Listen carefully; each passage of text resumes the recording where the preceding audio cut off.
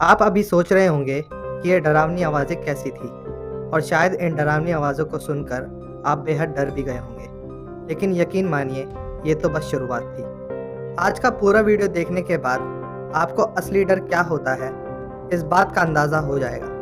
क्योंकि आज हम आपको एक ऐसी सच्ची और बेहद डरावनी घटना के बारे में बताने जा रहे हैं, जिसे पैरानॉर्मल स्टडीज़ की दुनिया में सबसे विस्मयकारी और सबसे खतरनाक पैरानॉर्मल एनकाउंटर का दर्जा मिला हुआ है। आप लोगों ने ऐसी बहुत सी डेमोनिक पोजेशन की कहानियाँ सुनी होंगी, जिस पे किसी व्यक्ति के शरीर में किसी खतरनाक आत्मा का वास हो जाता है और फिर उस आत्मा से निपटने के लिए लोगों को खासी मशक्कत करनी पड़ती है। लेकिन हमारी आज की कहानी कोई सामान्य डेमोनिक पोजेशन की घटना से जुड़ी कहानी नहीं है, क्योंकि इस घटना में पीड़िता के शरीर में एक नहीं, दो नहीं, बल्कि 6 दुष्ट आत्माओं का वास था। और इन दुष्ट आत्माओं का राज जानकर शायद आप लोग हक्के बक्के रह जाएं। तो चलिए दोस्तों, शुरू करते हैं आज का एपिसोड और जानते हैं इस रहस्यमयी और बेहद खौफनाक कहानी के बारे में। ये कहानी है एनेलिस मिशेल नाम की एक लड़की की, जिसका जन्म 21 सितंबर 1952 में एक कैथोलिक परिवार में हुआ था। एनेलिस के माता पिता बेहद धार्मिक और रूढ़िवादी लोग थे। एनेलिस खुद भी बड़े होकर कैथोलिक धर्म प्रचारक बनना चाहती थी, लेकिन शायद नियति को कुछ और ही मंजूर था।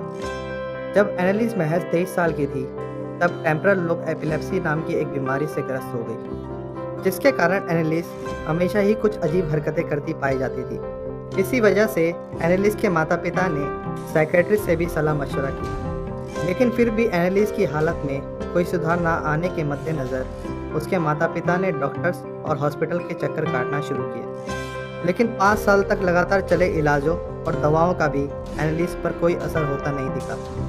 वहीं दूसरी ओर एनेलिस की हालत और भी ज़्यादा खराब होती जा रही थी। एनेलिस के व्यवहार को देखकर उसके माता पिता को लगा कि शायद एनेलिस किसी मेडिकल कंडीशन की नहीं, बल्कि शायद किसी पैरानॉर्मल घटना का शिकार हो गई है। अंततः एनेलिस के पेरेंट्स ने चर्च की सहायता लेने का फैसला किया। उसके पेरेंट्स ने पेस्टर ऑल्ट नाम के एक पादरी को घर पर बुलाया। पेस्टर ऑल्ट ने देखा कि एनेलिस फर्श पर किसी निर्जीव वस्तु की तरह पड़ी थी और वो वहीं पर पेशाब करके अपने ही पेशाब को ज़मीन से चाट रही थी और फिर पास में ही पड़े एक कोयले के टुकड़े को बेतरतीबी से खाने लगी। उसके चेहरे पर मौजूद खौफनाक हंसी को देखकर पेस्टर ऑल्ट साफ समझ गए थे कि एनेलिस के शरीर में किसी शैतानी आत्मा का साया है। उन्होंने एनेलिस के पेरेंट्स को सलाह दी कि उन लोगों को जल्द से जल्द एनेलिस पर एक्सॉर्सिज्म क्रिया करवा लेनी चाहिए, ताकि वो जल्दी से ठीक हो सके। उन्होंने एक और पादरी आर्नोल्ड रेंस के साथ एनेलिस पर पहली एक्सॉर्सिज्म क्रिया को अंजाम दिया, जहां उन्हें पता चला कि एनेलिस के शरीर में एक दो नहीं, बल्कि 6 बुरी आत्माओं का साया है। इस पहले एक्सॉर्सिज्म के बाद से ही एनेलिस के शरीर में वास करने वाली आत्माएं और भी ज़्यादा उग्र हो गई और एनेलिस को बुरी तरह से अपनी गिरफ्त में ले लिया। परिणाम स्वरूप उन दोनों पादरियों को और भी कई एक्सॉर्सिज्म क्रिया करनी पड़ी, लेकिन एनेलिस के उग्र स्वभाव के कारण एक्सॉर्सिज्म क्रिया से पहले उसे उसके बिस्तर पर चैनों से बांधना पड़ता था। एक्सॉर्सिज्म की इन सिलसिलेवार क्रियाओं से जो खुलासा हुआ वो वाकई चौंका देने वाला था। एनेलिस के शरीर में मौजूद 6 आत्माओं के नाम सुनकर आप लोग भी हैरान हो जाएंगे। इन 6 आत्माओं के नाम कुछ इस तरह थे। नीरो, जो कि रोमन साम्राज्य के जूलियो क्लॉडियन डायनेस्टी का आखिरी शासक था। जूडस इस्कैरियोट, जो कि जीसस के 12 शिष्यों और धर्म प्रचारक में से एक था और इसी ने जीसस के साथ धोखा किया था, और वो भी महज 30 चांदी के सिक्कों के लिए। केन, एडम और ईव के 2 बेटे थे, जिसमें से बड़े बेटे का नाम था केन और छोटे का एबेल। हिटलर को तो आप सभी जानते हैं कि ये एक जर्मन डिक्टेटर था, जिसके कारण लाखों जाने गई। वैलेंटाइन फ्लेशमैन, 16वीं शताब्दी का एक बदनाम पादरी, जिसे शराब पीने, हमला करने और मर्डर के आरोप के तहत रोमन साम्राज्य ने बर्खास्त कर दिया था।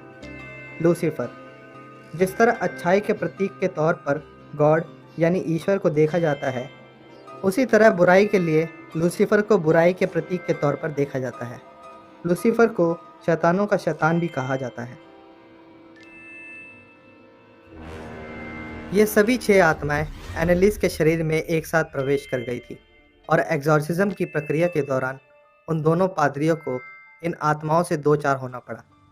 फादर रेंस और फादर पेस्टर एग्जॉर्सिज्म की प्रक्रिया को ऑडियो कैसेट्स में रिकॉर्ड करते थे, जिनमें से एक रिकॉर्डिंग को हम आज आपको सुनाने वाले हैं। तो आइए सुनते हैं इस ऑडियो रिकॉर्डिंग को।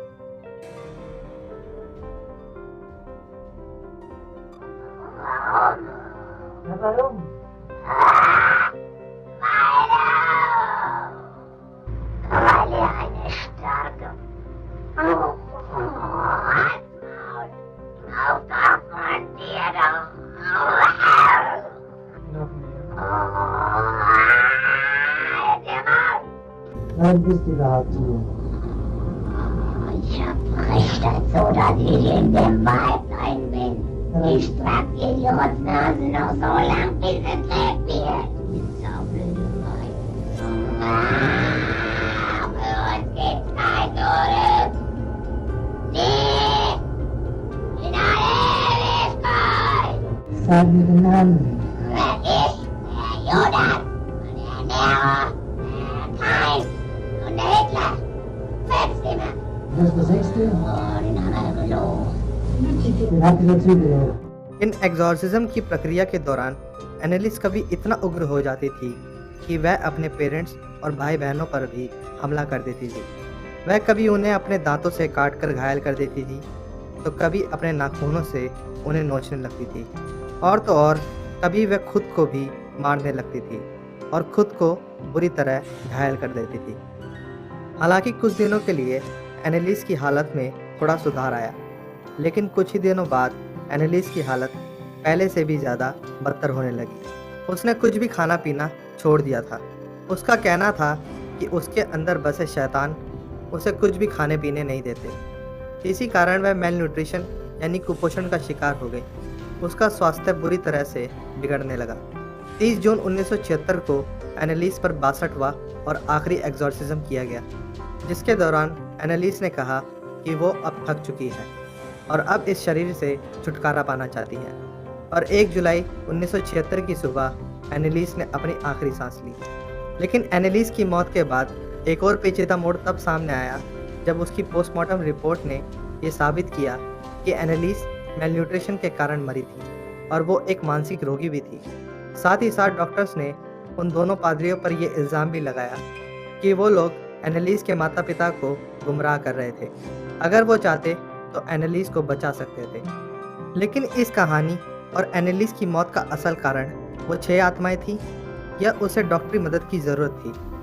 ये एक ऐसा सवाल है जो आज भी एक मिस्ट्री बना हुआ है। आपको क्या लगता है, क्या एनालिस वाकई सिर्फ एक मानसिक रोग का शिकार थी? अगर डॉक्टरों की ये बात मान भी लें तो एनालिस का वो बर्ताव और वो 6 अलग अलग लोगों की आत्माओं और एनालिस के मुंह से आती 6 अलग अलग आवाज़ों का क्या राज था? आप अपनी राय हमारे साथ ज़रूर शेयर करें।